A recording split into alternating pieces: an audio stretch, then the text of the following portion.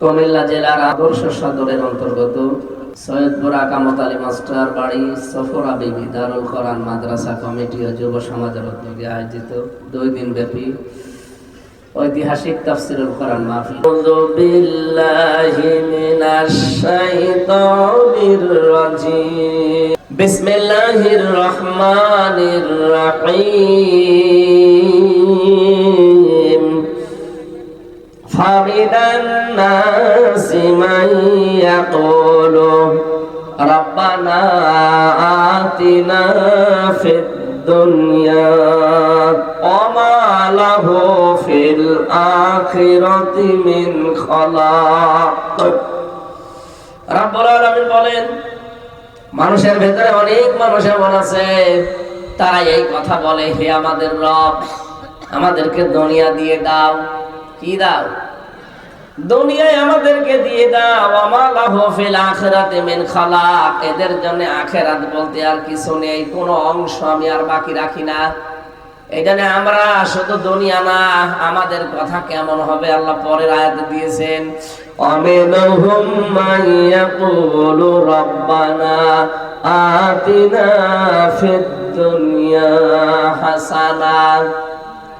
মানুষের ভেতরে এমন মানুষ আছে তারা এই কথা বলে, হে আমাদের রব, দুনিয়ায় হাসানা দাও, কল্যাণ দাও, স্বস্তি দাও, শান্তি দাও, নিরাপত্তা দাও। অফিল আখিরাতি হাসানা, আখিরাতে কল্যাণ, শান্তি, স্বস্তি, নিরাপত্তা দিও। ওয়াকিনা আযাবান নার, জাহান্নামের আগুন থেকে আমাদেরকে বাঁচাও। তাহলে এখান থেকে 2টা বিষয় আমরা পেয়েছি। 1 নম্বরে যারা দুনিয়া চায়, আল্লাহ তাদেরকে যতটুকু আছে ভাগ্যে ওইটা দিয়ে দেয়, কিন্তু আখিরাতে তাদের কোনো অংশ আল্লাহ আর বাকি রাখে না। আমরা কি দুনিয়াদার? আরো আসতে বলেন। নবীজি আয়াতের ব্যাখ্যায় জানিয়েছেন, তোমরা দুনিয়ার সন্তান হও না, তোমরা আখিরাতের সন্তান হও। পৃথিবী কিন্তু কারো জন্য আপন না। এই দুনিয়াকে আপনি যত আপন করতে চাবেন, দুনিয়া আপনার জীবনও আপন হবে না। বিশ্বনবী উদাহরণ দিতে গিয়ে জানিয়েছেন, একটা লোক নদীর পানিতে, সমুদ্রের পানিতে নেমেছে। পানিতে নামার পরে 2 হাত দিয়ে পানি বেশ শক্ত করে মজবুত করে খামচা দিয়ে পানি ধরেছে। ও যখন হাত তুলবে, নবীজি বলেন, দেখো তো ওর হাতের ভেতরে আর 1 ফোঁটা পানি বাকি আছে কিনা। হাতের আঙ্গুলের কর দিয়ে, ফাঁকা জায়গা দিয়ে সব পানিগুলো খেয়ানত করে বেরিয়ে যাবে। পৃথিবী ঠিক এইরকম, যত আঁকড়িয়ে ধরবেন মজবুত ভাবে, আস্তে আস্তে সব হারিয়ে ফেলবেন। এ দুনিয়াকে আপনি যত আপন করতে চান, পৃথিবী কিন্তু অত আপন আপনাকে মনে করে না। পৃথিবী থেকে এখনই যদি মাওলানা শফিকুল ইসলাম বিদায় নেয়, এ দুনিয়ার কোনো কিছু আসে যায় না। ঠিক দুনিয়া চলবে, ওনার ওই জায়গায় আর একজন এসে বসবে। কথা বলেন না কেন? এজন্য পৃথিবী আমাদের কারো জন্য আপন না। আমাদের আপন একটা জায়গা আছে, বিশাল জীবন পড়ে আছে আমাদের হাতায়। বলে দুনিয়া কিছু দরকার নেই, তা না। দুনিয়াতে যতটুকু লাগবে আপনি ওই পরিমাণে নিয়ে সন্তুষ্ট থাকবেন। কেউ যদি দুনিয়ার এই পরিমিত বিষয়গুলো পরিমিত ভাবে ব্যবহার করে যেতে পারে, মহান আল্লাহ তার জন্য 3টা পুরস্কারের ব্যবস্থা করেছেন। দুনিয়া লাগবে না তা না, লাগবে, কিন্তু যতটুকু দরকার ততটুকু। আমার জামার হাতাটা তাকান, যতটুকু আছে ঠিক আছে না? কথা বলে না কেন? এখন যদি এটা আমি এই পর্যন্ত দেই, মানুষ আমারে বলবে পাগল। এটা যদি আবার এই পর্যন্ত দেই, মানুষ বলবে পাগল। কিন্তু এটা যতটুকু আছে এইটা ঠিক আছে। পৃথিবীতে আমরা যারা চলছি, ঠিক এইভাবে চলা লাগবে যে যতটুকু দরকার ততটুকু, বেশিও না কমও দরকার নেই।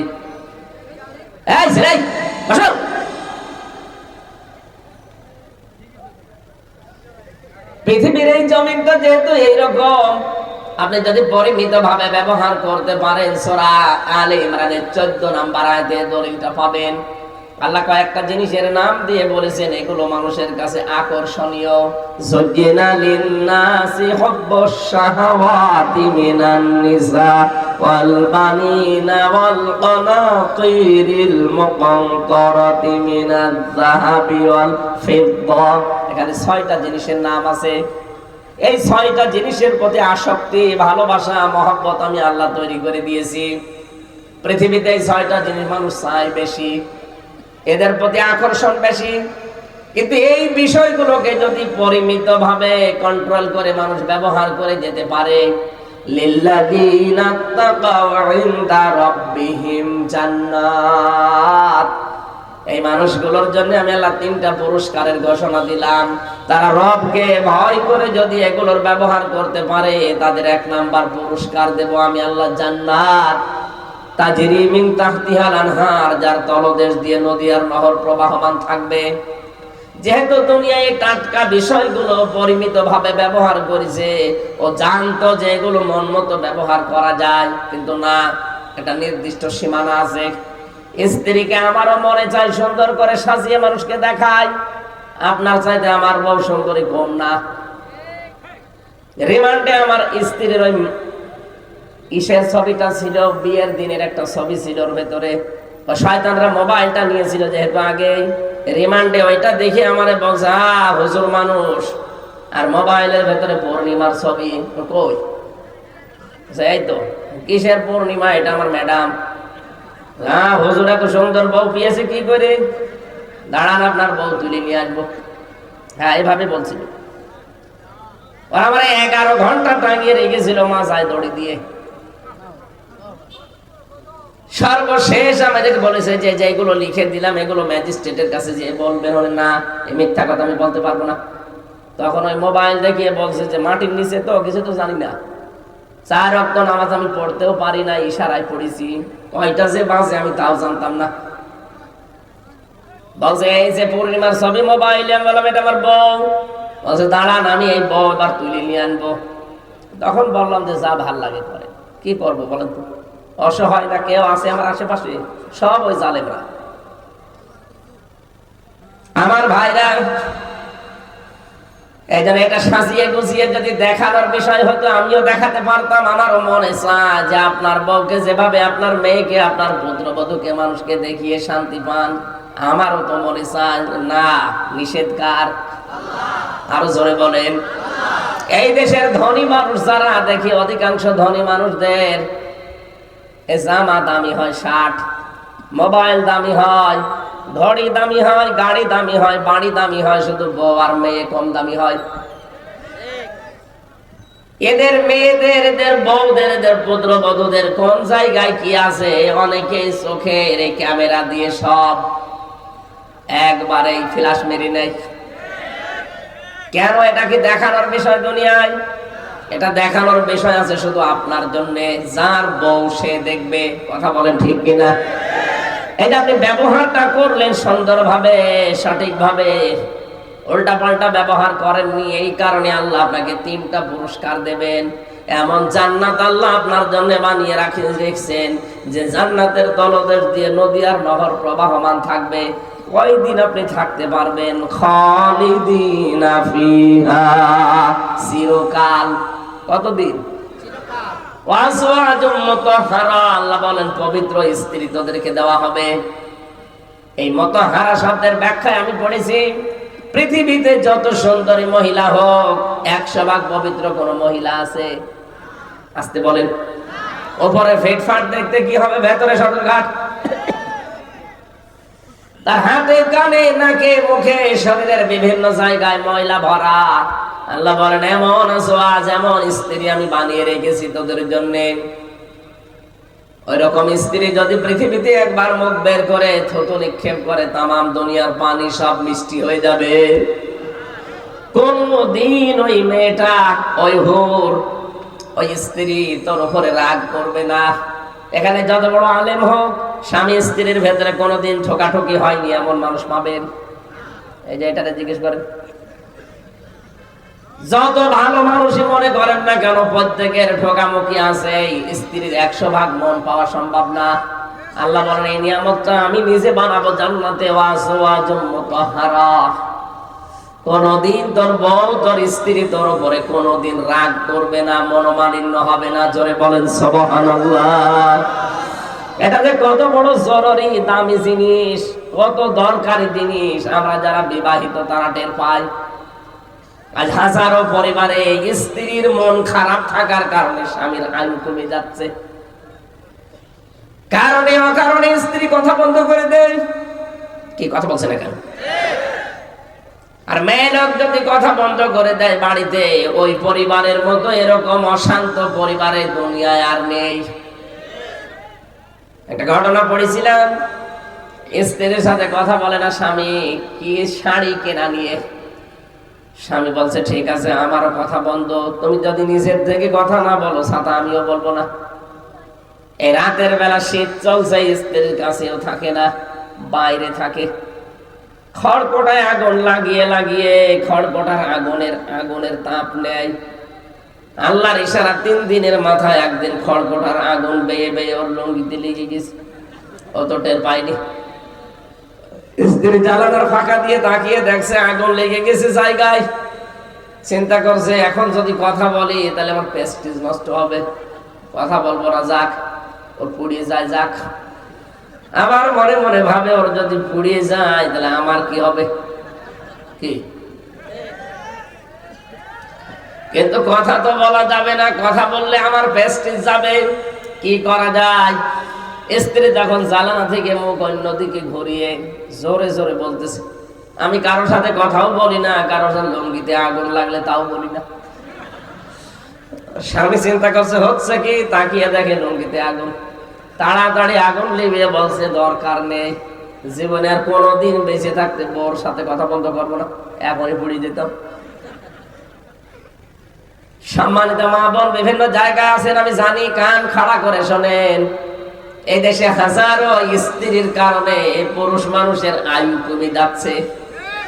আপনি কারণে অকারণে বিনা কারণে স্ত্রী কথা বন্ধ করে দেয় স্বামীর সাথে, ও বেচারা শেষ পর্যন্ত মারতেও পারে না, সহ্য করতে পারে না, মানসিক রোগী হয়ে যায়। এরকম পুরুষ মানুষ দেশে নেই? কারা কারা আছেন হাত তোলেন তো? অনেকেই আছে না। মা বোন যারা শুনতে পাচ্ছেন, এমনকি এই যে রেকর্ড হচ্ছে শুনবে, আপনি কি মনে করছেন স্বামীর এই মন খারাপ নিয়ে আপনি জান্নাতে যেতে পারবেন? জীবনও না। কোন স্ত্রী যদি মারা যায় আর স্বামী যদি বলে মন থেকে যে না আমার বউ কিন্তু সত্যি ভালো ছিল, আমার মন মতো ছিল, নবীজি বলেন ওই স্ত্রীকে আল্লাহ নিজ গুণে মাফ করে দেবেন। আল্লাহ মেয়েদেরকে খাদিজাতুল কুবরার মতো হওয়ার তৌফিক দেন, বলেন আমিন। হযরতে খাদিজার জীবনী পড়লাম, কোনদিন হযরতে খাদিজাতুল কুবরা রাদিয়াল্লাহু তাআলা আনহা এক ওয়াক্ত নামাজ পড়েননি, একটা রোজা রাখেননি, একটা টাকা তিনি যাকাত দেননি, একবারও তিনি হজও করেননি। কারণ এই বিধানগুলো সব তার ইন্তেকালের পরে নাযিল হয়েছে। একটা জীবনে নামাজ পড়লেন না, রোজা রাখলেন না, যাকাত দিলেন না, হজ করলেন না, অথচ আল্লাহ নিজে জান্নাতে তার জন্য একটা ঘর বানিয়ে পাঠিয়ে দিয়েছে স্বামী স্ত্রীর কাছে। নবীজি বসে আছে, জিবরাইল এসে বলে হে নবী, আল্লাহ আমাকে একটা সুসংবাদ পাঠিয়েছেন, যদি খাদিজা আপনার স্ত্রী, তার জন্য আল্লাহ নিজে জান্নাতে একটা নয়েজ মুক্ত, আওয়াজ মুক্ত ঘর বানিয়েছে। ওই ঘরে খাদিজা ছাড়া কেউ প্রবেশ করতে পারবে না। আপনি খাদিজা আসলে বলবেন যে আল্লাহ তাকে সালাম দিয়েছে এবং আমি জিবরাইলও তাকে সালাম দিয়েছি। পৃথিবীতে একটা মহিলাকে আল্লাহ নিজে সালাম পাঠিয়েছেন। আর একজন মহিলা, সে ঘর চেয়েছিল আল্লাহর কাছে, এই জন্য আল্লাহ তার জন্য ঘর বানিয়েছিলেন, তার নাম আসিয়া। তার জন্য আল্লাহ ঘর বানাননি, তিনি ঘর চেয়েছিলেন। ইদ ক্বালাত রাব্বি বিনিলি ইনদাকা বাইতান ফিল জান্নাতি ইলা আখির আয়াত। হযরতে আসিয়া বলেছিল, মাবুদ তুমি আমার জন্য একটা ঘর বানিও জান্নাতে, যেখানে বসে বসে তোমারে দেখা যায়। তার জন্য আল্লাহ ঘর বানাননি, তিনি বানাতে বলেছিলেন তাই। কিন্তু খাদিজার জন্য আল্লাহ নিজে ঘর বানিয়ে পাঠিয়ে দিয়েছেন, আর বলেছে এই ঘরটা নয়েজ মুক্ত, আওয়াজ মুক্ত। কেন? হযরতে খাদিজাতুল কুবরা স্বামীর জন্য তার একটা ঘরকে তিনি নয়েজ মুক্ত, আওয়াজ মুক্ত রাখতেন, গোলমাল মুক্ত রাখতেন। বাড়ি থেকে বাইরে যখন নবীজি যেতেন, বাইরে থেকে আসলে ওই ঘরে প্রবেশ করলে তিনি শান্ত হয়ে যেতেন।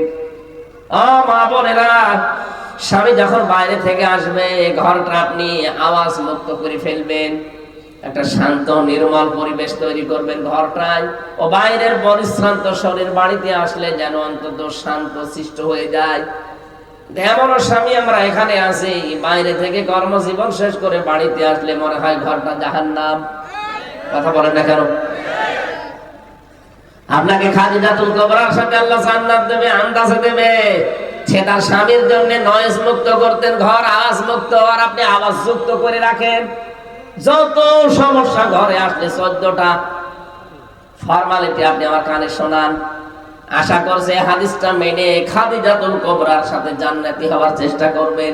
বলেন আমিন। যে কথাটা বলতে পর্যন্ত এসেছিলাম, হযরতে খাদিজাতুল কুবরা রাদিয়াল্লাহু তাআলা আনহা প্রতিদিন রাতের বেলা তিনি স্বামীর জন্য দরজার সাথে হেলান দিয়ে তিনি ঘুমিয়ে থাকতেন। নবীজি যে আসতেন একবার ডাক দিতেন খাদিজা, সঙ্গে সঙ্গে খুলে যেত। বিশ্বনবী প্রতিদিনই জিজ্ঞাসা করতেন ঘুমাও না রাতের বেলা?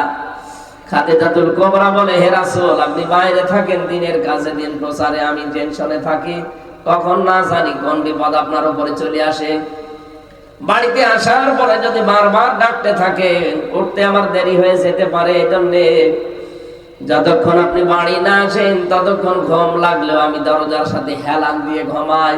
আল্লাহ এই কাজটা এত বেশি পছন্দ করেছেন স্বামীর পেছনে শ্রম দেওয়ার জন্য, যে জান্নাতে আল্লাহ ঘর বানিয়ে তার সুসংবাদ দুনিয়ায় পাঠিয়ে দিয়েছে। বলেন সুবহানাল্লাহ। এজন্য স্ত্রীর কাজ হচ্ছে আজওয়াজুল মুতাহহারা, জান্নাতে আল্লাহ এমন পবিত্র স্ত্রী দান করবেন যে কখনো আপনাকে টেনশন দেবে না, আপনাকে আওয়াজ নয়েজ এগুলো দেবে না, সব সময় আপনার উপরে সন্তুষ্ট থাকবে। এরকম বউ পাওয়া যায় কত বড় নিয়ামত। ওয়ারিদওয়ানুম মিনাল্লাহ, সবচাইতে বড় বিষয় আমার আল্লাহ নিজে তার সন্তুষ্টি প্রকাশ করবেন। বলেন সুবহানাল্লাহ। আমি শফিক সাহেবের বাড়িতে গেলাম মেহমান হিসাবে, উনি আমারে নিলেন। বাড়িতে যে সালাম দেওয়ার পরে বসিয়েছে, উনি যদি আমার উপরে রাজি খুশি না থাকে, ঠিক আছে এসেছে আর করবো কি, খাবারের থালা প্লেট নিয়ে বসে খা নে, আমার খুব ভালো লাগবে। আরে মেহমান হিসাবে আল্লাহ তোমাকে নিয়েছে, খাবারও দেবে, যদি ওই রকম নিয়ে খা এরকম না বলে মাছের কলিজা দিয়ে নিজের কুদরতি হাতে তুলে তুলে আপনাকে খাওয়ায়, আর বলে মেহমানেরা আজকে থেকে আমি তোমাদের উপরে খুব বেশি খুশি হয়ে গেলাম, তখন মেহমান খেয়ে থাক না খেয়ে থাক এমনিতেই পেট ভরে যাবে। আল্লাহ বলেন জান্নাতের নিয়ামত এমন ভাবে রেখেছি যে জান্নাতের নিয়ামতে কোনোদিন ওর কোনো আফসোস থাকবে না। ওয়ালাকুম ফিহা মা তাশতাহি আনফুসুকুম ওয়ালাকুম ফিহা মা তাদউন নুজুলাম মিন গফুরির রহিম। আমি জান্নাতটা এমন ভাবে বানিয়েছি যে চাওয়ার আগে জিনিস পাওয়া যাবে। মনের ভেতরে কামনা বাসনা যা আসবে চাইতে দেরি, চাওয়াও লাগবে না, কামনা আসলে ওটা জান্নাতে পাওয়া যাবে। এটা আমরা 100% বিশ্বাস করি তো করি। তাহলে দুনিয়ার এই বিষয়গুলো পরিমিত করা লাগবে, ব্যবহার করবেন ঠিক, কিন্তু পরিমিত করা লাগবে। একেবারে ছেড়ে দিলে আপনি তো চলতে পারবেন না। রব্বুল আলামিন বলেন বহু মানুষ এমন আছে তারা দুনিয়াকে বলে আমারে দিয়ে দাও, কিন্তু আমি আখেরাতে তাদের জন্য একটা অংশ বাকি রাখি না, কারণ তারা আখেরাত চায় না। কিন্তু আমার মুমিন বান্দা বান্দী যারা, এই মানুষগুলো দুনিয়া চায়, আখেরাতও চায়, আর জাহান্নাম থেকে বাঁচতে চায়। এখন দুনিয়ায় আমরা যারা হাসানা চাই, কল্যাণ চাই, এখানে যারা হাজী সাহেব আছে প্রত্যেকটা হাজী দেখবেন রুকনে ইয়ামিনী থেকে হজরে আসওয়াদ, এই জায়গাটা পার হওয়ার সময় আল্লাহর কাছে বলে রব্বানা আতিনা ফিদ দুনিয়া হাসানা, হে আল্লাহ দুনিয়ায় হাসানা দাও। দুনিয়ায় আমরা যারা এতদিন এই দোয়া করেছি, আমি নিজেও তো প্রতিদিন এই দোয়া করতে আছি যে দুনিয়ায় হাসানা দাও, এখানে আমরা করি না। এক কথা বলেন না কেন? যারা এই দোয়া করেন যে আল্লাহ দুনিয়ায় হাসানা দাও, দুনিয়ার হাসানা কি? তাফসীর থেকে আমি শোনাচ্ছি, এবার দুনিয়ার হাসানা আমি পেয়েছি 16টা। কেউ যদি দুনিয়ার হাসানা পেতে চায় তাহলে কয়টা জিনিস পাওয়া লাগবে? আরো জোরে বলেন। আপনি দেখেন তো পেয়েছেন কিনা। এতদিন ধরে দোয়া করছেন যে দুনিয়ায় হাসানা দাও, তো দুনিয়ার হাসানা কি? দুনিয়ার হাসানায় 16 নম্বর 16টা জিনিস পাবেন। 10টা জিনিস দুনিয়ার হাসানা, আর আখিরাতের হাসানা 5টা।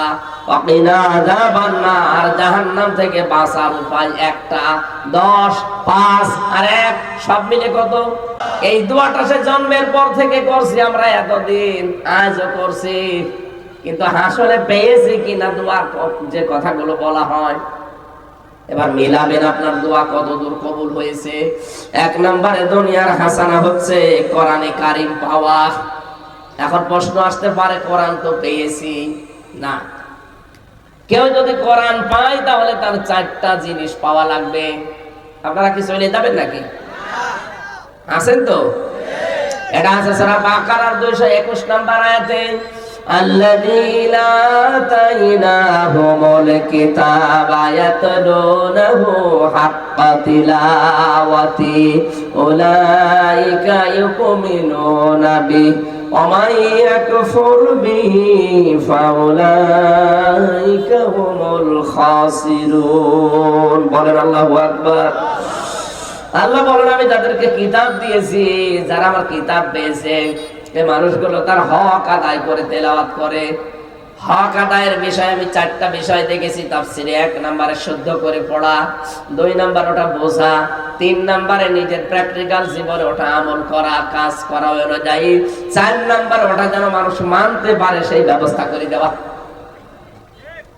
এখানে আমরা যারা আছি হয়তো কোরআন শুদ্ধ করে পড়তে পারি, 1 নাম্বার পেলাম।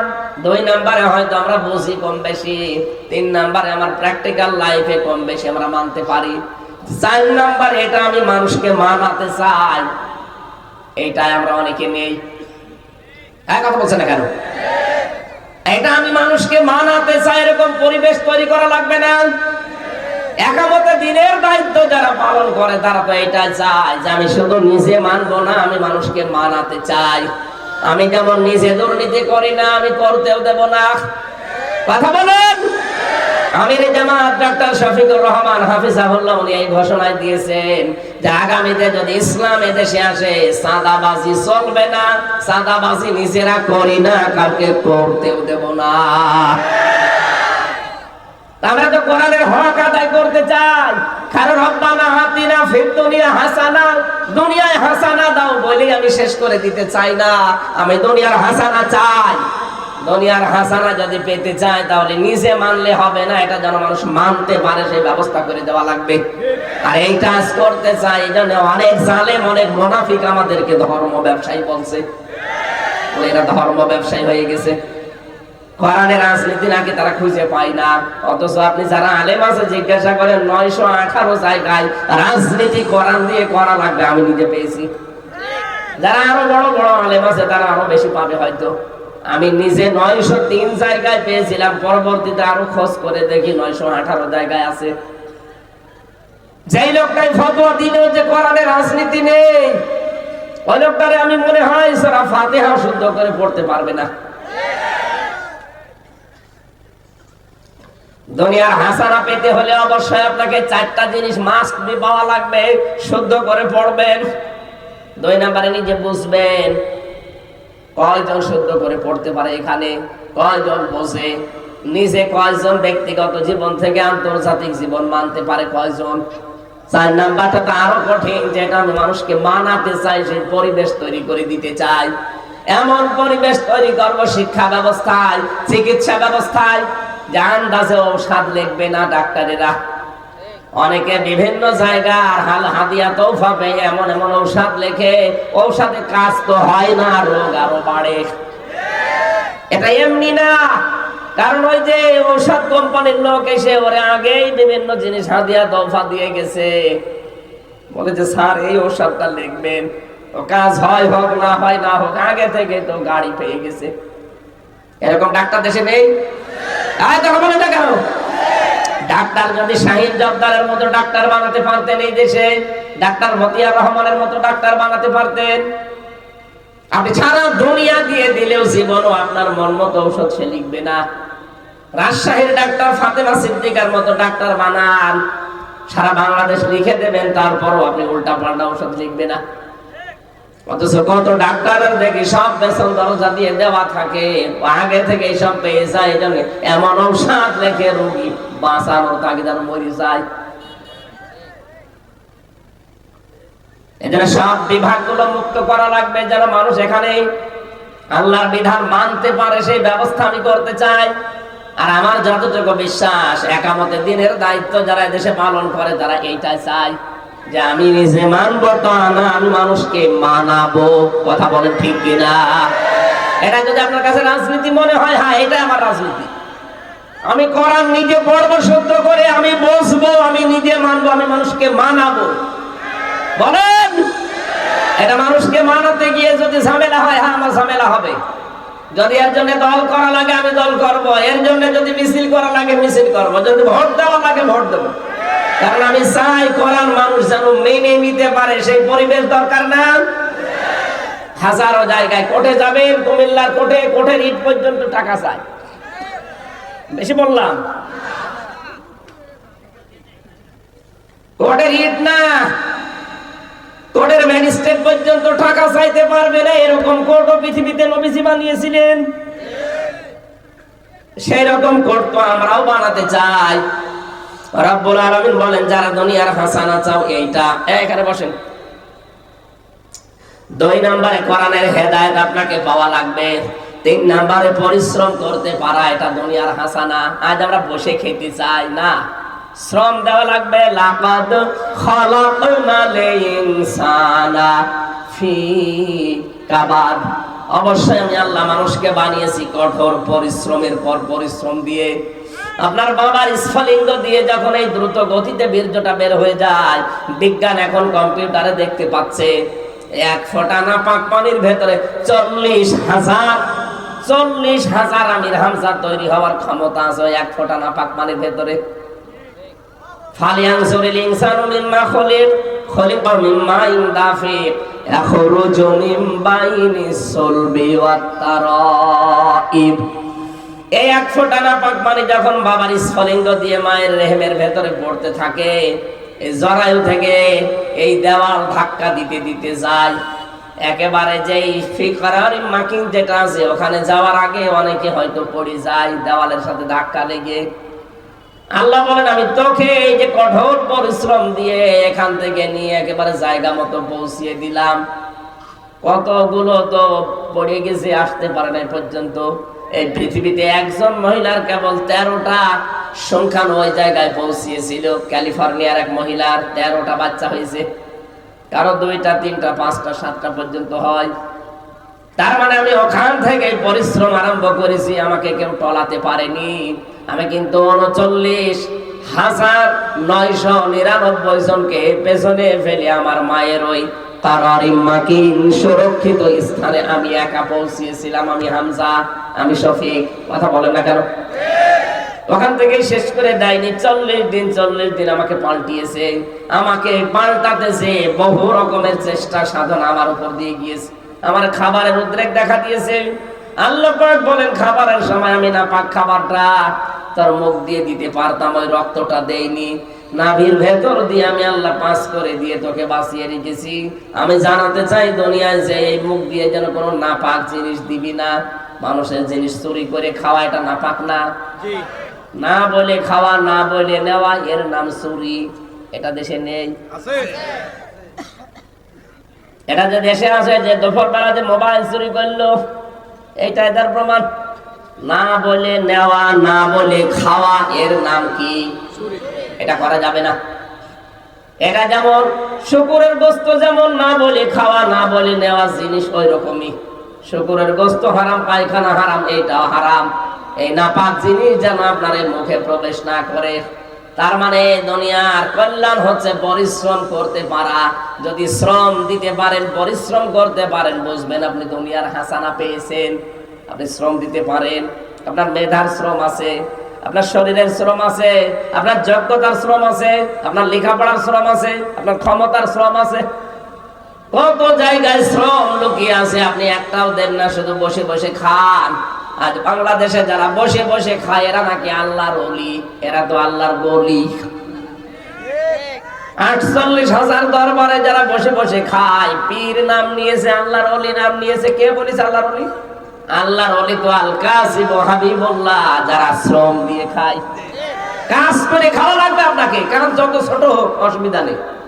কিছু মানুষের অভ্যাসই হয়ে গেছে কাজ করবে না, শুধু বসে বসে খাবে। কাজ করে খাবেন আপনি, শ্রমের যে ঘাম ঝরবে। নবীজি বলেন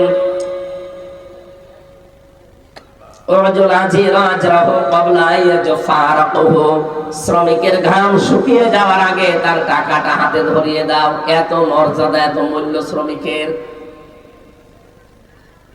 এই জন্য আমরা শ্রম যদি দিতে পারি, আপনি বুঝবেন আপনি আল্লাহর হাসানা দুনিয়ায় পেয়েছেন। 4 নম্বরে দুনিয়ার নিরাপত্তা পাওয়া।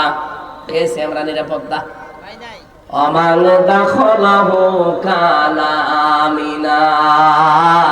রাব্বুল আলামিন বলেন, যারা কাবার চত্বরে প্রবেশ করে তাদেরকে নিরাপত্তা দেন কে? এখানে শিক্ষা আছে। এইদিকে তাকান, কাবার এই চত্বরটায় বিধান চলে আমার আল্লাহর। এখানে কোনো শিরিক নাই। কথা বলে না কেন? শিরিক নেই এখানে। এই জন্য আমার আল্লাহ জায়গাটা নিরাপত্তা দিয়েছেন। আমার বাংলাদেশ কি কাবা শরীফ? বলেন বলেন।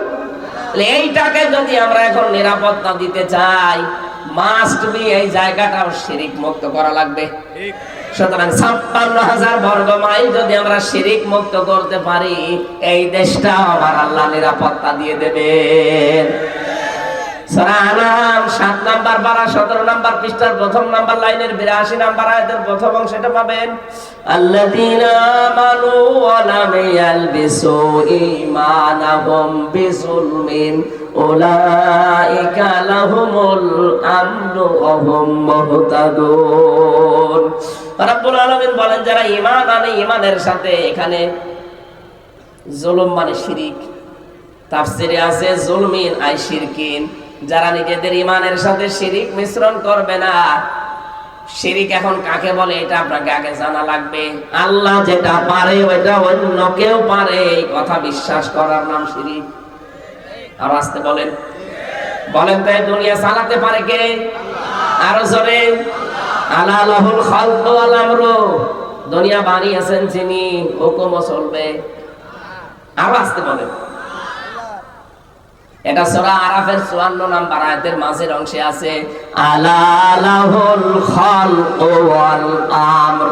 দুনিয়া বানিয়েছি আমি, এখানে বিধান চলবে কার? সুতরাং আল্লাহর এই জমিনে আল্লাহর আইন বাদ দিয়ে যারা অন্য আইন এখানে দাঁড় করাতে চান, তারা শিরিক করছেন। আর শিরিক করলে সেই লোকটা মুশরিক। কথা বলছে না কেন? এর চাইতে আর ভেঙে ভেঙে কি বলা যায়? এরপরও অনেকে বলো, হুজুর আমি বুঝি না। এদিকে আসেন, কানের নিচে 2টা থাপ্পড় দিয়ে বোঝাচ্ছি আপনারে। আল্লাহর আইন বাদ দিয়ে অন্য আইন যারা দুনিয়ায় কায়েম করতে চাচ্ছেন, তারা শিরিক করছেন। কারণ আল্লাহ যেটা পারে ওটা অন্য কেউ বলেন বলেন। আমি আর নিচে নামলাম না, এরপরও যদি কেউ না বোঝার ভান করে থাকেন, আপনার কপালের হেদায়েত নেই। সুতরাং দুনিয়ার নিরাপত্তা পাওয়ার একটাই পদ্ধতি আছে, শিরিক মুক্ত তৈরি করা লাগবে পৃথিবী। কাবা শরীফ যেমন শিরিক মুক্ত, এই জন্য আল্লাহ শান্তি, স্বস্তি, নিরাপত্তা দিয়ে দিয়েছেন। কাবার বাইরে যাবেন, সেখানে চিন্তায় আছে, মারামারি আছে, গালাগালি আছে, কিন্তু কাবার ভেতরে কোনো মারামারি নাই। পুরাটা নিরাপত্তায় আল্লাহ ঢেকে দিয়েছেন। দুনিয়ার হাসানা চায়, হাসানা চায়, হাসানা চায়, আন্দাজে হাসানা দেবে। দুনিয়াকে শিরিক মুক্ত করো। আর শিরিক আরো কি করে হয় সেই কাজ করেন। কত মানুষ এই দেশে আমরা বলতে শুনি ক্ষমতা উৎস জনগণ, এটা শিরিক। ক্ষমতার উৎস কে? আরো জোরে বলেন কে? আমার এর চাইতে আর ভেঙে বোঝানোর কায়দা নেই। আপনি এখন না বুঝলে বাড়ি চলে যান। যান 5 নম্বরে শান্তি, সুখ পাওয়া। শান্তি আমি পেয়েছি 3টা, সুখ পেয়েছি 4টা, সব মিলে 7টা। শান্তির আরবি হচ্ছে রাহাতুন, শান্তির আরবি হচ্ছে ইসলাম, সিলমন, সালমন। আর সুখের আরবি হচ্ছে রাহাতুন। সুখ 3 প্রকার হয়, শান্তি 4 প্রকার হয়। এত কথা আল্লাহ কোরআনের এই আয়াতের ভেতরে লুকিয়ে রেখেছে। আমরা মনে করি রব্বানা আতিনা ফিদ দুনিয়া হাসানা, একটা দোয়া, আর দোয়া, কিন্তু সব এর ভেতরে আমার আল্লাহ দিয়েছেন। আমি তো এই দোয়াটা নিয়ে বিশ্লেষণ করে দেখেছি, দুনিয়া আখিরাতে যা আছে সব এই দোয়ার ভেতরে আছে। এই দোয়াটা যদি কেউ সত্যি পেয়ে যায়, সে দুনিয়া আখিরাত সব পেয়ে গেছে। বলেন সুবহানাল্লাহ।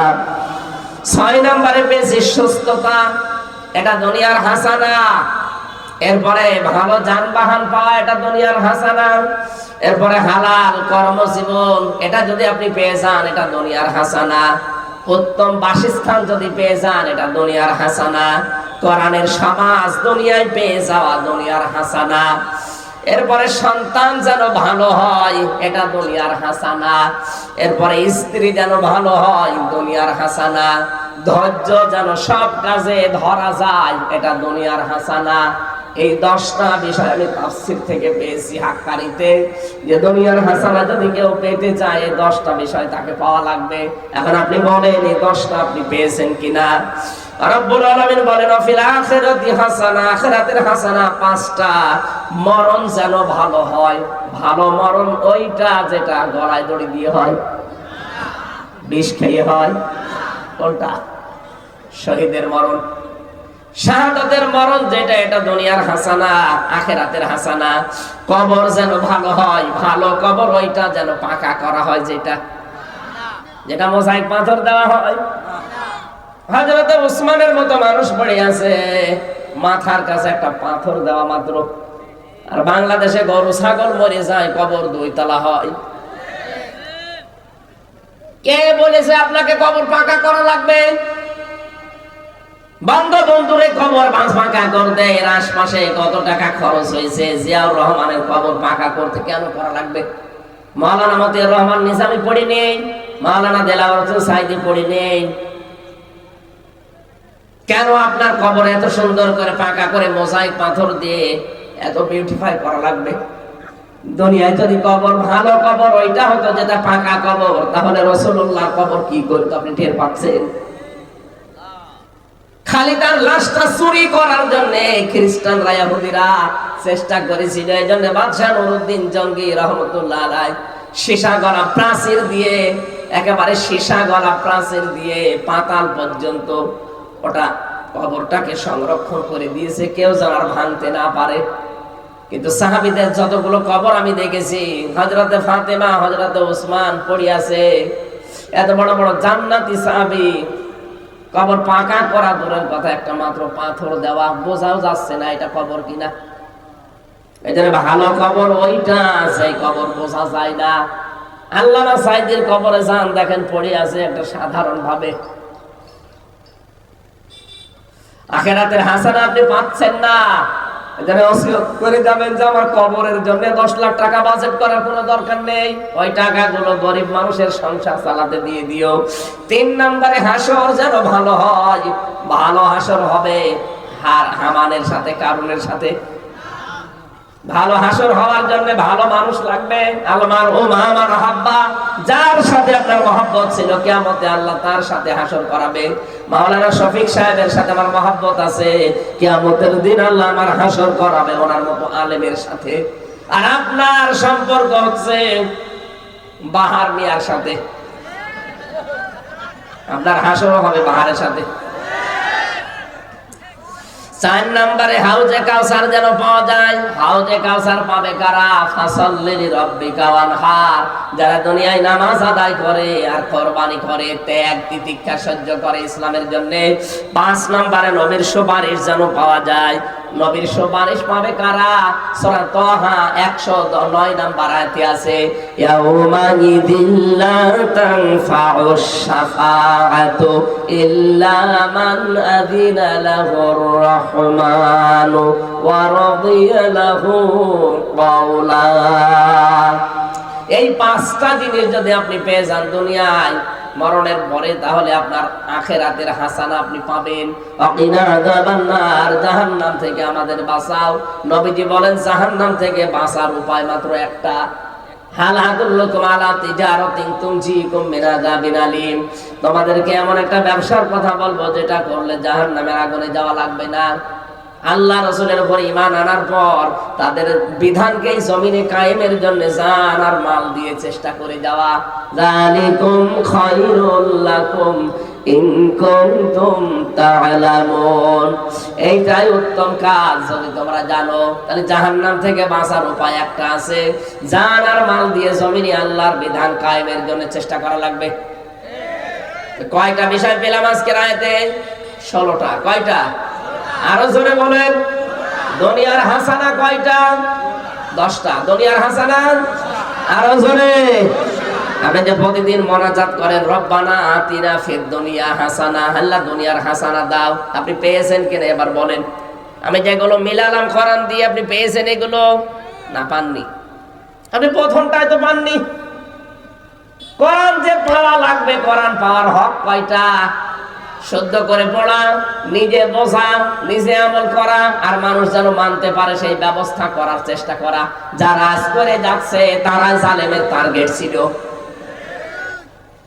যতদিন পর্যন্ত আল্লামা শফি হেফাজতের সাবেক আমির কোরআন পড়েছে, বুঝেছে, নিজে আমল করেছে, কোনো শত্রু ছিল না। যখনই বলেছে না এটা আমি মানুষকে মানাতে চাই, তখনই তার নাম হয়ে গেছে তেতুল হুজুর। আল্লামা সাইদি যতদিন কোরআন পড়েছে, বুঝেছে, নিজে আমল করেছে, শত্রু ছিল না। যেই বলেছে না এটা আমি মানুষকে মানাতে চাই, তখনই তার বরাতে জেলখানা। কথা বলে না কেন? আমাকেও তো ধরার পরে পড়েছিল জালেমরা, যে আপনাকে যা বলতে বলি এগুলো শুধু বলবেন, আপনাকে আমরা ওলামা লীগের সেক্রেটারি বানিয়ে দেব কুষ্টিয়া ভার্সিটি। এরকম না। আমার যে লোকটা ধরেছিল আসাদুজ্জামান, কাউন্টার টেরোরিজমের এই শয়তান, এ আমারে বারবার চোখ বেঁধে নিয়েছে তোর ঘরে, পেছনে হাত বেঁধে চোখ বেঁধে নিয়ে গিয়ে বলতো আপনার এত ঝামেলা দরকার কি? সারাটা জীবন নষ্ট করবেন। আবার মানুষকে বলতো আশপাশে যারা থাকবে যে পিটান এরে, দেন এরে পিটান, উল্টো করে পিটান। আমার অফার দিত বারবার যে আপনাকে আমরা অফার দেই, কথা বলেন না কেন? মানে চোখটা খুলে দিন দেখি আপনার চেহারাটা। মানুষ নামে একটা টাটকা শয়তান আমারে বারবার বলেছে আমরা কুষ্টিয়া ভার্সিটির আপনার ওলামা লীগের সভাপতি বানিয়ে দেব, সেক্রেটারি বানিয়ে দেব। শুধু যা বলতে বলি এগুলো বলবেন আদালতে, না মিথ্যা কথা বলা যাবে না। জামাত ইসলামের বিরুদ্ধে, শিবিরের বিরুদ্ধে, আকিজ গ্রুপে আমি চাকরি করতাম, আকিজের বিরুদ্ধে বলবেন, তার মানে ওদের বিরুদ্ধে বলি ওদেরকে কালার করবে আর ওদের কাছ থেকে মাল খাবে। এজন্য কে যেন একটা গান বেঁধেছে, আগে কি সুন্দর মাল কামাইতাম আমরা।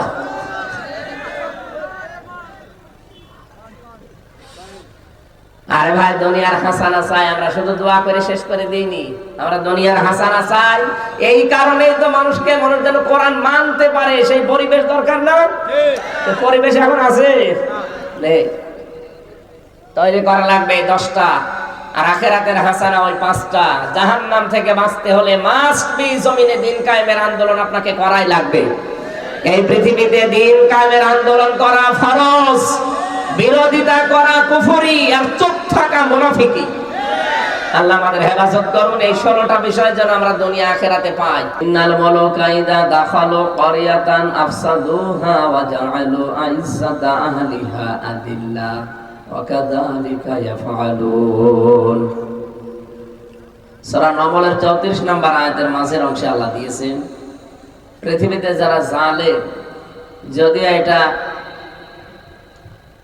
বিলকিস রানীর জীবন থেকে নেওয়া, তিনি বলেছিলেন এই কথা তার সভাসদ বর্গকে, যে কোনো জালেম যদি ক্ষমতায় যায়, কোনো এলাকায় যদি কোনো জালেম প্রবেশ করে, তাহলে 2টা কাজ করে জালেমরা। এদিকে তাকা, কয়টা? 1 নম্বরে ওই এলাকায় ফাসাদ সৃষ্টি করে। এখানে কথা বলা যাবে না, একদম নিশ্চয়।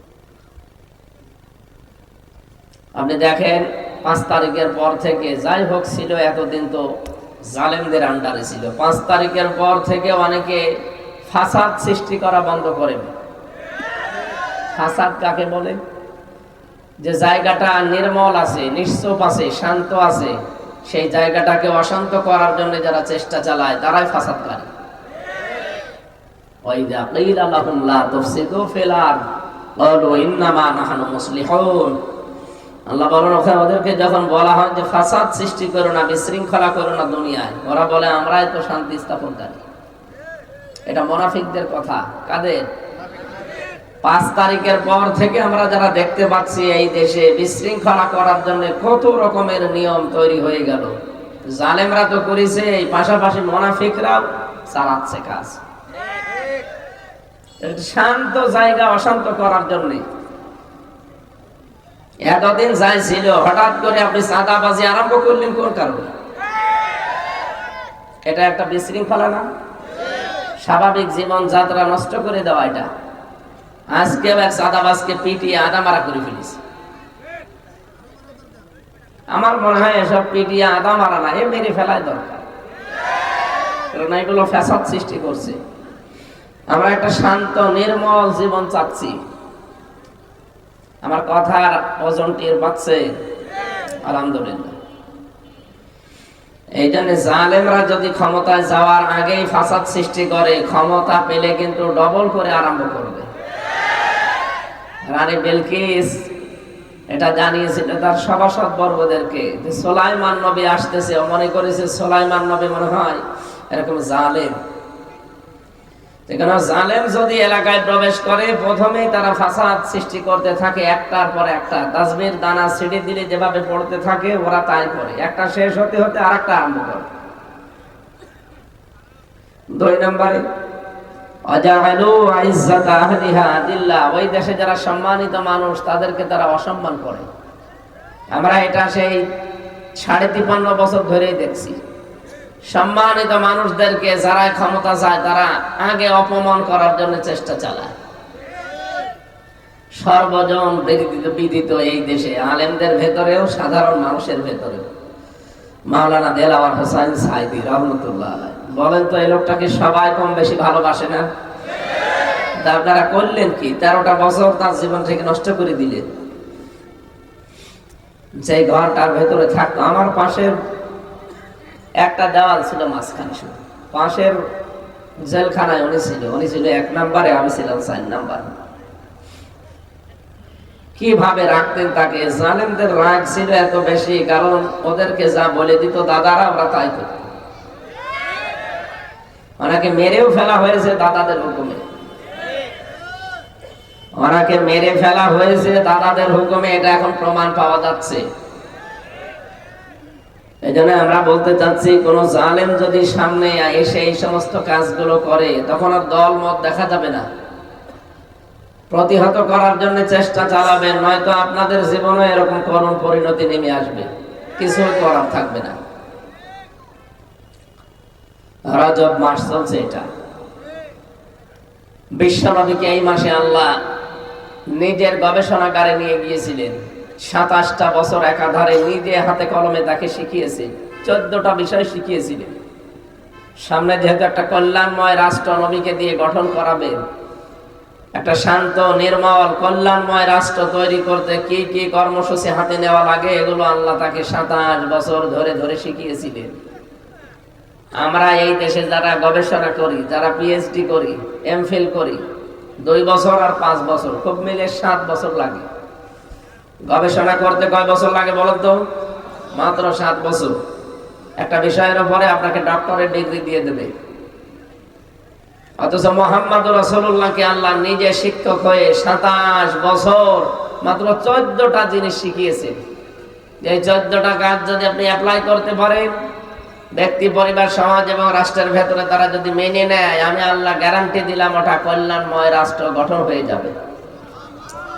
এখন যারা দায়িত্বে আছেন, ডক্টর মোহাম্মদ ইউনূস সহ, আমরা চাই আপনারাও কোরআনে কারিম পড়েন। সূরা বানী ইসরাঈলের 23 থেকে 38, এই 16টা আয়াতে 14টা বিষয় করা আছে। এগুলো আমাদের ব্যক্তি, পরিবার, সমাজ এবং রাষ্ট্র এবং আন্তর্জাতিক মহলে যতটুকু পারেন অ্যাপ্লাই করেন, তাহলে এই দেশটা দাঁড়িয়ে যাবে। যদিও জালেমরা বিশাল ঋণের বোঝা আমাদের দিয়ে গেছে।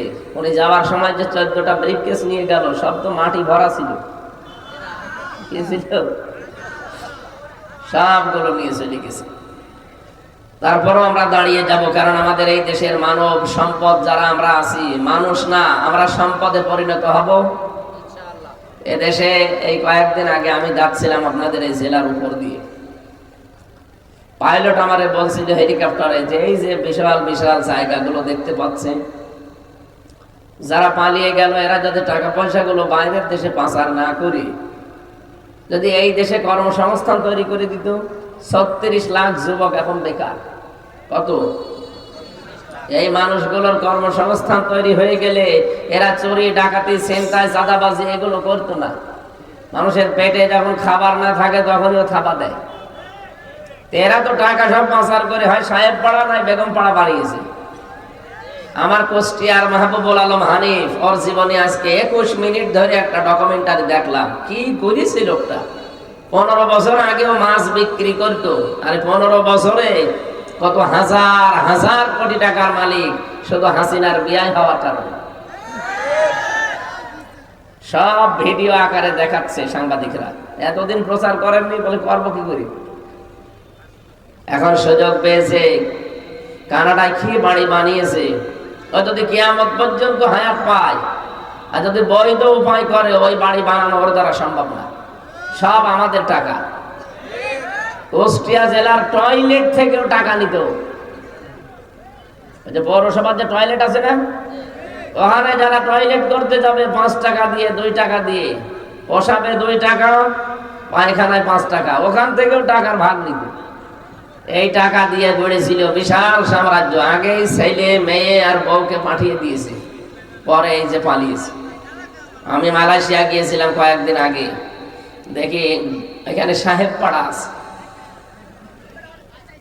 ওই শয়তানরা তো আর সাহেব পাড়ায় থাকে না, থাকে সব হোটেলে। যেই হোটেলে উঠে নিচে নেমে দেখি 2 শয়তান বসে চা খায়। কি গো এখানে? হুজুর আমরা আগে পালিয়েছি। দিনকাল ভালো না, বুঝতে পারছিলাম, এখানে আগেই পালিয়েছি। কেন সাহেব পাড়ায় থাকবেন না? না, ওখানে থেকে মায়ের খাবো। এদেশেও বাঙালি আছে, ওখানে তালা মারা সব। যদি দেখে যে বাড়িতে আমরা আছি, পিটিয়ে ভক্ত মানিয়ে ফেলবে। কি করলেন আপনি? টাকাগুলো যদি দেশে কাজে লাগাতেন, এভাবে পালানো লাগতো না। আর এই মানুষগুলোকে বাইরে যে অনেকে ঝাড় দেয়, রাস্তা ঝাড়ু দেয়, টয়লেট পরিষ্কার করে, বাংলাদেশ থেকে যারা বাইরের দেশে যায়, বহু মানুষকে আমি দেখেছি। এরকম কাজ বাইরে যে করা লাগতো না, নিজের দেশে অন্তত সম্মানজনক একটা কর্মজীবন তৈরি হতো। তারপরও শয়তানরা যখন সব নিয়ে গেছে, এখনো যা আছে, আমাদের 18 কোটি মানুষের 36 কোটি হাত আছে। এই হাতগুলোকে আজ আমরা কর্মের হাত বানাবো। তাহলে এই জনসংখ্যা জনসম্পদে পরিণত হবে ইনশাআল্লাহ। ফালাকাদ কাররামনা বানি আদম, মানুষকে আল্লাহ বলেন আমি সম্মান দিয়েছি। সুতরাং মানুষের সম্মান নিয়ে সিনেমিনি খেলা যাবে? আরো জোরে বলেন। এদের সম্মান দেওয়া লাগবে। সম্মানিত মানুষদেরকে যারা সম্মান দিতে চান না, আল্লাহ উল্টা করে তাদেরকে ওই বিপদে ফেলে। এই যে কুমিল্লা জেলা না এটা, এর পাশের জেলা চাঁদপুর, ওখানে আল্লাহর এক মহিলা ওলি ছিল, বলতো ফিটনেস বিহীন বিএনপি, লাইসেন্স বিহীন জামাত। কি দীপুমণি? আমি এই যে মামলার হাজিরা দিতে যাই, তো ওই আল্লাহর ওলির সাথে দেখা হয়। ও যা যা বলেছে ওই কথা আল্লাহ ওর উপরে এখন উল্টো করে ফেলিস। ওর এখন ফিটনেস নেই, লাইসেন্স নেই। চেহারার যা অবস্থা, ফিটনেস আছে, শুকিয়ে গেছে, আর লাইসেন্স তো নেই। জালেমদেরকে আল্লাহ এত করেন পরিণতি দেবে ভাবতাম, কোরআনে পড়তাম, কিন্তু মনে হয়তো আরো দেরি হবে। এত তাড়াতাড়ি আল্লাহ দিয়ে দেবে আমি জানতাম না। যা যা বলেছে ওরা, আল্লাহ মনে হচ্ছে ওইটা উল্টিয়ে ওদের উপরে কাজে লাগাচ্ছে। বলেন তো এখন বাস্তবে আপনি অন্যদিকে নেবেন না। এই দীপুমণি, শেখ হাসিনা, আরেকজন তো আল্লাহর ওলি মরিয়েই গেল, মতিয়া চৌধুরী, ওটা নাই, গেছে গেছে, আল্লাহ যা করে করুন। তো এই যে 2 জন এখনো বেঁচে আছে, এদেরকে কেউ কাজের মহিলা হিসাবেও বাড়িতে এখন নেবে? যে বলে যে ভাই এটা একটু নেন, কাজ করে খাবে, তাও নেবে না। কারণ চেহারার ফিটনেসও নেই, লাইসেন্সও নেই। সেই মানুষগুলো, কত মানুষ, কত জীবন নষ্ট করার পেছনে কারণেরা আপনি জানেন? শিক্ষা ব্যবস্থায় বসেছিলেন মহিলা, শিক্ষা তাকে ধ্বংস করে ফেলেছে। এরপরে যে শয়তান হাতে নিয়েছিল, এটা আবার আরেক শয়তান, ইসকনের সদস্য মহিবুল হাসান। এই কথা বলছে না কেন? নওফেল নাকি যেন নাম, চট্টগ্রামে, আপনাদের এই বিভাগে বাড়ি। জীবনটা শেষ করে দিয়েছে আমাদের বাচ্চাদের। ক্লাস 8-এর বই পড়াছি তো। একটা বাবা যদি শিক্ষক হয়, তার মেয়েকে যদি পড়ায় ক্লাস 8-এ, জীবনও পড়াতে পারবে না, এমন এমন কিছু ওরা দিয়েছিল। নাউজুবিল্লাহি মিন যালিক। আল্লাহ আমাদের হাতে ধরে বাঁচিয়েছে। সুতরাং আমরা মানুষের সম্মান দেব, আমাদেরকে নাই আল্লাহ ওই করুণ পরিণতি আবার দেবে। ফাতিলকা বুয়ুতুহুম খাবিয়াতাম বিমা যালামু, সূরা নমলের 52 নম্বর আয়াতে আছে। আল্লাহ বলেন এই সেই ঘরগুলো, এই সেই ঘরগুলো খাবিয়াতাম বিমা যালামু, জালেমদের জুলুমের কারণে এগুলো আমি জনশূন্য করে দিয়েছি, পরিত্যক্ত বানিয়ে দিয়েছি। এ পর্যন্ত আল্লাহ বলে শেষ করে দেয়নি, পরেরটা আবার আমাদের জন্য। আপনারা আছেন তো? আয়াতটা দেখো তো বাস্তব। কুষ্টিয়ার হানিফের বাড়ি, কিনোর বাড়ির দিকে তাকান। ওদের বাড়ি ঘর গুলো শুধু মানুষ ভেঙেই দেয়নি, পোড়াটা এখন জাতীয় টয়লেট হয়ে গেছে। মানুষজন দেখি 4-5 জন করে যায়, কেউ এদিকে কেউ এদিকে কেউ এদিকে কেউ এদিকে, মনে হচ্ছে যে জামাতবদ্ধ টয়লেট চলছে। এমনি আল্লাহ এগুলো করেনি। এই বাড়িগুলোতে বসে বসে ওরা দুর্বিসন্ধি করতো, কাকে সকাল বেলা বিপদে ফেলবো। কি বেশি বললাম আমি? ওখানে বসে বসে জুলুমের দুর্বিসন্ধি হতো, যে কাকে বিপদে ফেলবো সকালে বিনা কারণে। এরকম একটা মানুষকে ধরিয়ে দিত। কিছু জানে না লোকটা, ঘরে ঘুমিয়ে আছে, ঘুম থেকে উঠে দেখছে থানার হাজতে। কি গো এখানে কি? বলছে তুই গাছ কেটেছিস। কখন? স্বপ্নে। এটা কুমিল্লা ছিল না?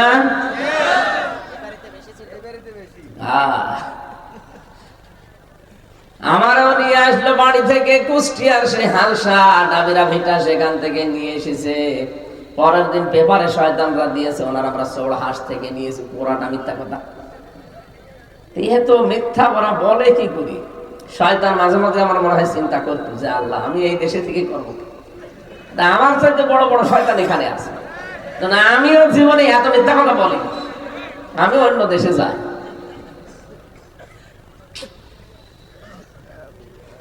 পোড়াটা উল্টিয়ে এখন দেখেন আল্লাহ ওদের ঘাড়ের উপরে ফেলেছে।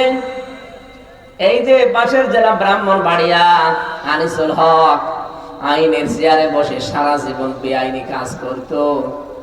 আলেমদের নামে কত জঙ্গি মামলা দিয়ে তাদের জীবনটা নষ্ট করে দিয়েছে এই শয়তান। আল্লাহ এখন দেখেন কত নিকৃষ্ট পরিণতি আল্লাহ তারে দেখিয়েছে। এখন শুকিয়ে গেছে, মালের এখন আর সে বয়স নেই। আলেমদের মাজায় দড়ি দিয়ে যখন আদালত প্রান্তরে নিয়েছে, তো এই শয়তানরা দেখতাম টিপ্পনি কাটতো। ওই যে যেটা দরবেশ সালমান রহমান নাকি জানো নাম, এই সন্তান দেখতেন এত বড় বড় দাড়ি নিয়ে ম্যাজিস্ট্রেটের ঘরে ঢোকে, কি যেন সলা পরামর্শ করে আর বেরিয়ে আসে। তারপরে ম্যাজিস্ট্রেট আমাদেরকে আরো কড়াকড়ি করে। আমি নিজে দেখেছি, আমার মাজায় দড়ি দিয়ে, পায়ে ডান্ডা বেড়ি দিয়ে, হাতে হ্যান্ডকাপ দিয়ে যখন নিয়ে যাচ্ছিল, ওই শয়তানকে আমি দেখলাম ও ম্যাজিস্ট্রেটের ঘরে ঢুকে কি যেন বলে, বেরিয়ে আসে সলা পরামর্শ করে, আর তখনই ওরা আমাদের বিরুদ্ধে কঠিন কঠিন রায় দেয়। আমার মনে হয় ওরা যদি এরকম কিছু না বলতো, যে ম্যাজিস্ট্রেট নিজের মনে যদি রায় দিতে পারতো, ও ন্যায় বিচার করতে পারতো। ওই একই ম্যাজিস্ট্রেট 5 তারিখের পরে আমার মামলা তুলেছি, শুধু মামলাটা হাতে নিয়ে বলছে কি দেখে রায় দেব, এর ভেতরে তো কোনো মাল দেখি না, জান সব আমি খারিজ করে দিলাম। বলতে গেলাম একবার যে ম্যাজিস্ট্রেট সাহেব, এই মামলা তো 3 বছর আপনার কাছে ছিল, তখন তো বলেননি যে কোনো মাল নেই, হঠাৎ এখন বলছেন কোনো মাল নেই। এইটাই বলতো যে হুজুর আমার হাত বাঁধা ছিল, ওই যে দরবেশ আসতো আনিসুল হক আসতো, এসে আমার হাত বেঁধে দিয়েছিল, আমার কিছুই করার নেই। এখন আমার হাত খোলা আছে, এখন আমার ন্যায় বিচার করার শক্তি সামর্থ্য চলে এসেছে। এর প্রমাণ আমি নিজে জেলখানায় পেয়েছিলাম। যে ম্যাজিস্ট্রেট আমারে 164 নিয়েছিল বানিয়ে বানিয়ে, নিজে নিজে উল্টাপাল্টা লিখেছে দেশের বিরুদ্ধে, আকিস গ্রুপের বিরুদ্ধে, জামাত ইসলামের বিরুদ্ধে, শিবিরের বিরুদ্ধে লিখে আমারে সই করতে বলেছে। বললাম কি এটা? বলছে আপনি কালকে বেরিয়ে যান। অথচ ওর ভেতরে সব দেশ বিরোধী কথা ছিল। 13টা পয়েন্টে ওরা লিখে লিখে আমারে সই করে, আমি তো বুঝতাম না 164 কি, লিখে নিয়ে আমারে বলছে যান নিচে আপনার মেয়েরা এসেছে, কান্নাকাটি করছে, আপনার বাবা মা এসেছে, আপনি চলে যাবেন। ও যে এত বড় ধোঁকাবাজি করবে আমি তো টের পাই। পরে শুনলাম যে 164 ওইটা সব ওরা নিজেরা বানিয়ে লিখে আমার নামে চালিয়েছে, আমার সইটা নিয়ে। পরবর্তীতে জেলখানায় যেয়ে দেখি কয়েকদিন পরে ওই শয়তান ম্যাজিস্ট্রেট ধরতেছে, কি এখানে কি হুজুর আমার বউ আমার যৌতুকের মামলা দিয়েছে। ঠিক করিস, বলছে আমার বরদোয়া দিয়ে না, এটা আমার কিছু করার না। উপর থেকে আমার স্বরাষ্ট্র মন্ত্রণালয় আইন মন্ত্রণালয় থেকে যা বলতো আমি তাই করতাম। তাহলে আপনি যাইনি শুনে একজন মানুষের জীবন নষ্ট করবেন? এই যে এই ছিল দেশের বিচার ব্যবস্থা। ওরা নিজেরা, আমি বাস্তবে তো টের পেয়েছি, নিজেরা এই কাজ করতো যে না আজকে কিছু করার নেই, অথচ ওই লোকটাই আগস্টের 5 তারিখের পরে রায় দিচ্ছে যে যান সব মামলা জামিন না খারিজ করে দিলাম। যে মামলা জামিনই হয় না 3 বছর, সেটা খারিজ হয় কি করে? তার মানে হাত বাঁধা ছিল, হাত খুলে গেছে। আমরা চাই এই দেশে 1628টা চেয়ার আছে, এই চেয়ার না 1628টা চেয়ার আছে, প্রতিটি চেয়ারের হাত যেন এভাবে আবু সাইদের মতো খোলা থাকে। এটা চান না? তারা চান দেখে লিল্লাহি তাকবীর।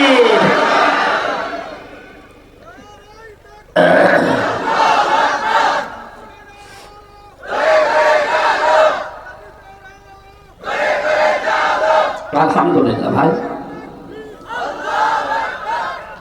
আমার ভাইরা, আল্লাহ এখানে যেন হাতের আঙ্গুল দিয়ে এভাবে দেখাচ্ছে এখানে কত আলেম বসে আছে। দেখেন, ফাতিলকা বয়ুতুম, বাইতুন দেননি, বয়ুত বহু বছর, হোম মানে তাদের। আল্লাহ বলেন এই সেই ঘরগুলো খাবিয়াতান, আমি জনশূন্য করে দিয়েছি, বিমা যালামু, এদের জুলুমের কারণে। আমি হানিফের বাড়ি ইনোর বাড়ির কথা বললাম এই কারণে দুইটা আমি দেখেছি।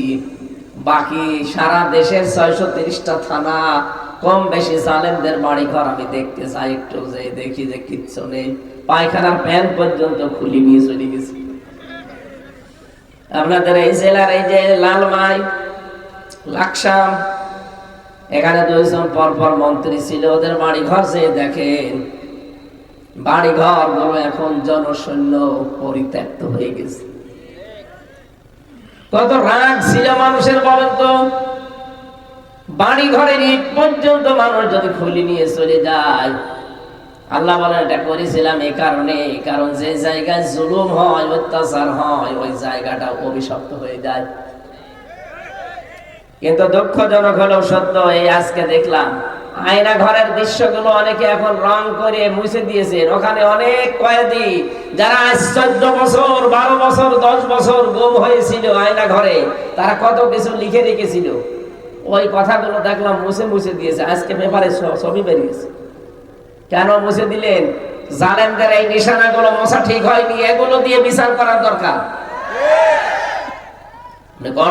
কঠিন বিষয়।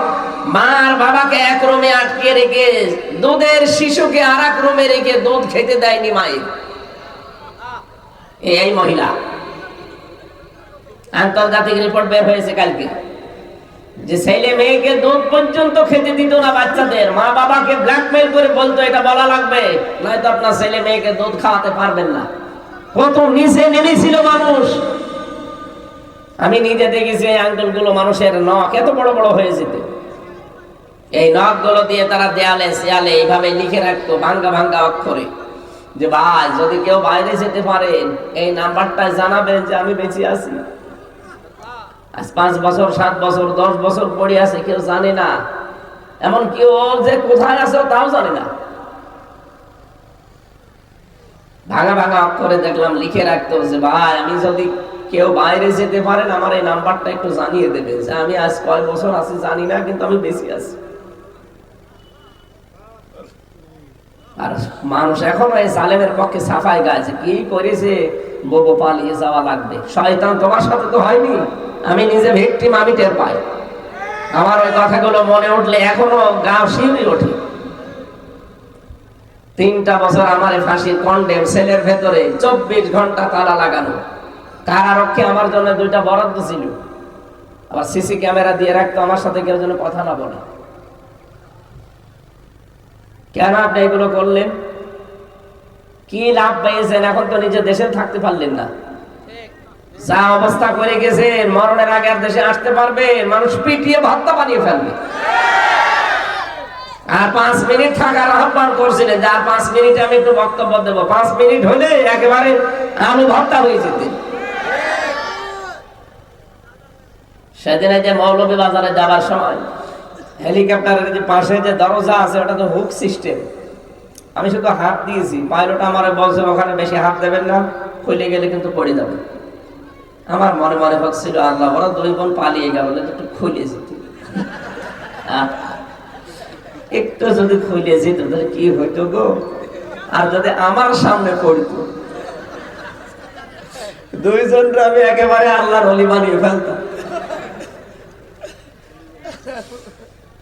এর পরের অংশটা যেহেতু আমাদের জন্য, সেজন্য পরের অংশটা আমি বলছি। এবার আলেম যারা আছেন তারা ভালো করে খেয়াল করবে। কোন সূরা বললাম যেন?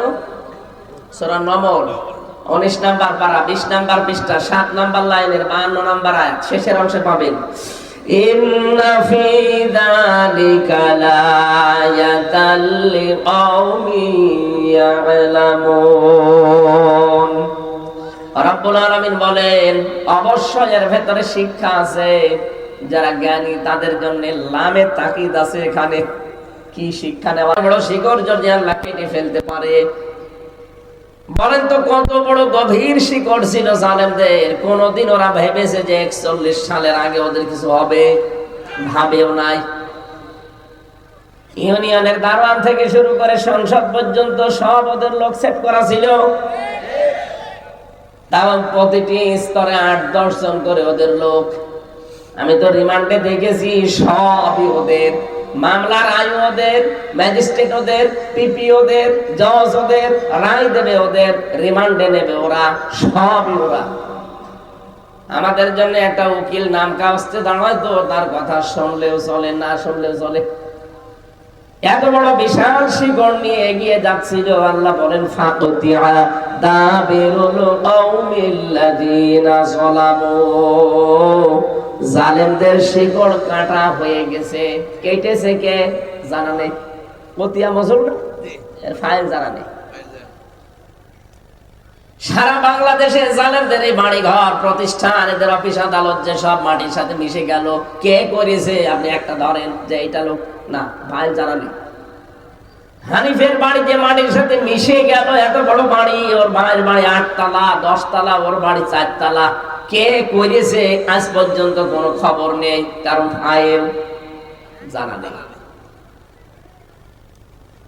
আল্লাহ বলেন ফাইল জানা নেই কারণে, কারণ পরবর্তীতে জালেমরা যে অ্যাকশন নেবে কি করে, কাউকে তো পাবে না। এই জন্য ফাইল আমি ঠিক রাখি নাই। কে ভেঙেছে কেউ জানে না। আমি যদি এত বড় শিকড় সব উল্টিয়ে ফেলতে পারি, নাম না জানা অবস্থায়, আগামীতে যারা চেয়ারে বসবেন তারা যদি জালেম হয়, তাদের বাড়ি ঘর 5 বছর পরে শ্মশান হয়ে যাবে। এখানে হিসাব নিকাশ করে পথ আগাবেন। অনেকে তো পাগল হয়ে গেছে, টের পাচ্ছেন কিছু বাস্তবতা। তারেক জিয়া ওখান থেকে পাগল হয়ে গেল যে কি শুরু করেছে এরা। মনে হচ্ছে ক্ষমতায় আমরা চলে এসেছি। অত সহজ না। এদেশে ইসলামপন্থী সব এখন এক হয়ে যাচ্ছে। আমেরিকার একটা আন্তর্জাতিক রিপোর্ট পেয়েছেন আপনি, গোয়েন্দা সংস্থা। ওরা তো খ্রিস্টান, ওরা আন্দাজে রিপোর্ট বানায়নি। ওরা কি আমার মামাতো ভাই? ওরা রিপোর্ট দিচ্ছে কি এই দেশে তৃতীয় এক শক্তি ইসলামপন্থী যারা, তাদের জাগরণ হচ্ছে, এরা সামনে রাষ্ট্র ক্ষমতায় বসতে যাচ্ছে। এমনি এমনি বলে নাই। আগস্টের 5 তারিখের আগে এই দেশে মাত্র 100 জনের 15 জন মানুষ চাইতো যে দেশে ইসলাম কায়েম হোক। এখন মানুষ 100 জনের 58 জন চাচ্ছে এই দেশে ইসলাম কায়েম হোক। এদেশে সব এখন এক হয়ে যাচ্ছে। এক করে দিচ্ছে কে? আল্লাহ। দেখেন সব এক হয়ে যাবে। অথচ কিছু মানুষ এই দৃশ্য দেখে তারা পাগল হয়ে গেছে। তাদের এখন আর কিছু করার নেই, তারা আন্দাজে মিথ্যা ছড়াচ্ছে। যে ফজু পাগলা একজন আছে এই কিশোরগঞ্জে, আগে ছাত্রলীগের সভাপতি ছিল, হাসিনা নমিনেশন দেয়নি, ওটা দল পাল্টিয়ে যোগ দিয়েছে আর এক দলে। ফজলুর রহমান, নাম হচ্ছে ফজু পাগলা। ও বলছে এই দেশে ইসলামপন্থী যারা আছে বাইরের দেশের মুসলমানকেও যদি নিয়ে আসে সব মিলে এরা 10 ভাগ ভোট পাবে। আরে ভাই, ভোট এই 15 বছর হয়েছে, আপনি আন্দাজে বলেন কেন? ভোট দিয়ে দেখেন কয় ভাগ পায়। আন্তর্জাতিক রিপোর্ট কিছু খেয়াল করে না, আন্দাজে মানুষকে এখন দেখছে যে কিছু করার নেই, তো উল্টা পাল্টা বলে একটু সাহস নিয়ে যা থাকা যায়।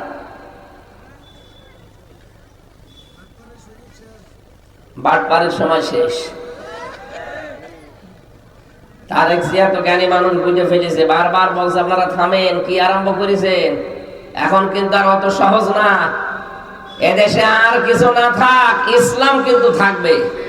এখানে সব এখন ইসলামের জন্য এক হয়ে যাচ্ছে। জামাত ইসলাম, চরমনাই, হেফাজত ইসলাম, খেলাফত, সব কিছু যদি এক হয়ে যায়, এদেশে 100 জনের 58 জন না, 100 জনের 100 জন মানুষ দেখবেন ইসলাম চায়। অন্যান্য যারা আছে চিন্তা করবে আমার বাইরে থেকে করব কি, আমরা তো আল্লাহর বান্দা, দেখি না আল্লাহ কিভাবে আমাদের চালায়। 54 বছর তো দেখলাম বিভিন্ন জিনিসের চালানো, কিছুই পাইনি।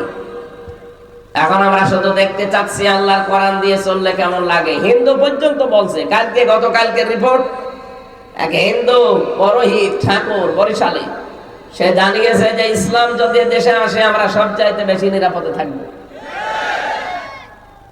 কয়েকদিন আগে গাইবান্ধার এক হিন্দু ঠাকুর কথা বলেছিল যে ইসলাম যদি দেশে আসে আমরা মায়ের কোলে থাকবো, কারণ পিরোজপুরের রিপোর্ট তারা পেয়েছে আল্লামা সাইদি যতদিন তিনি এমপি ছিলেন ওই দেশের হিন্দুরা মায়ের কোলে যেভাবে থাকে ওইভাবে ছিল।